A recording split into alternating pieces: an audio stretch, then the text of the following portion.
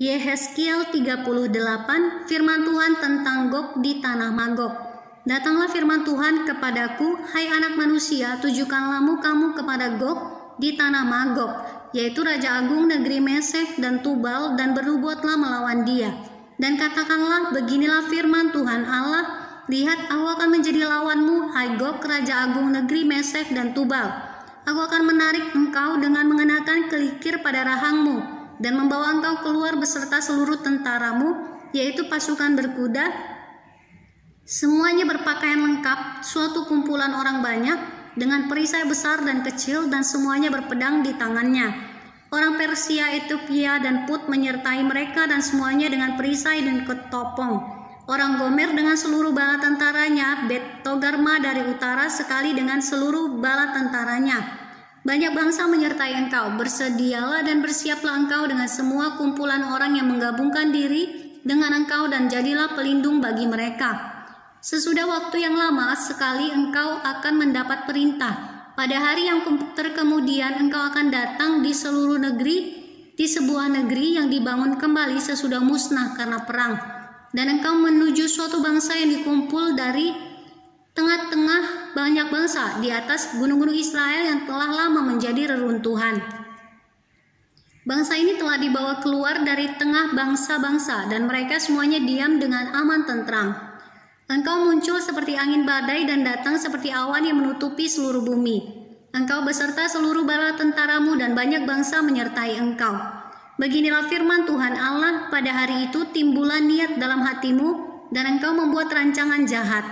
Engkau berkata, aku akan bangkit bergerak menyerang tanah yang kota-kotanya tanpa tembok, dan akan mendatangi orang-orang yang hidup tenang-tenang dan diam dengan aman tentram. Mereka semuanya diam tanpa tembok, atau palang, atau pintu gerbang. Engkau bermaksud untuk merampas dan menjarah dan mengacungkan tanganmu terhadap reruntuhan-reruntuhan yang sudah didiami kembali, dan menyerang umatku yang dikumpulkan dari tengah bangsa-bangsa. Mereka sudah mempunyai ternak dan harta benda, dan mereka diam di pusat bumi. Negeri Sheba dan Dedan beserta pembeli barangnya. Negeri Tarsis beserta pedagang-pedagangnya akan berkata kepadamu, apakah engkau datang untuk merampas dan mengumpulkan sekutumu untuk menjarah, untuk mengangkut perak dan emas, untuk melarikan ternak dan harta benda, dan untuk melarikan perampasan yang hebat sekali? Sebab itu bernubuatlah, hai anak manusia, dan katakanlah kepada Gog, beginilah firman Tuhan Allah. Ketika umatku Israel sedang diam dengan aman tentram, pada waktu itulah engkau akan bergerak, dan datang dari tempatmu dari utara sekali, engkau dengan banyak bangsa yang menyertai engkau, mereka semuanya mengendarai kuda. Suatu kumpulan yang besar dan suatu pasukan yang kuat, engkau bangkit melawan umatku Israel seperti awan yang menutupi seluruh bumi.